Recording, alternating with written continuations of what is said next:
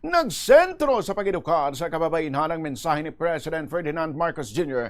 kadungan sang 78th session sa United Nations Commission on the Status of Women sa New York. Sunod sa Presidente, dapat nga mangin prioridad sang kada pungsod ang pag-edukar sa mga babayi bangod dako ang ilang ginatungdan nga papel sa pagpabakod sang pamilya kag sang nasyon. Gindayaw man sini mga Pilipino nga mga babayi nga amo sa iya nagabulig sa paghurma sang demokrasya, ekonomiya kag karakter sang Pilipinas. Gindugang sini mga pagpanghangkat nga ginaagyan sang kababainhan kangay sang diskriminasyon, violence kag limitado nga access sa mga oportunidad.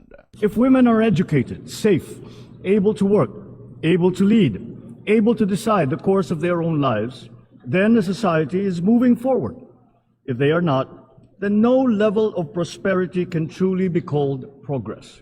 In the Philippines, we are proud to say that we have long believed that empowering women is not merely a matter of fairness.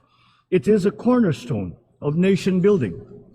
Filipino women have always stood at the center of our national life, as leaders in government and business, as innovators, educators, health workers, entrepreneurs, and as a steady strength within families and communities.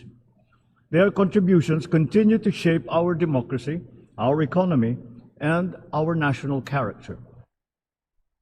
Nabalikan ang kabayinsang nangin na mensahe ni President Ferdinand Marcos Jr. sa United Nations. Magalawig ang working visit ni Marcos sa United States tubtob buwas Marso 11. Sa pinagkaulihing update diri, nakikita si Presidente Marcos kay UN Secretary General Antonio Gutierrez kadungan sa iyang working visit. Ilan na istoryahan ang bid sa Pilipinas para sa non-permanent seat sa UN Security Council.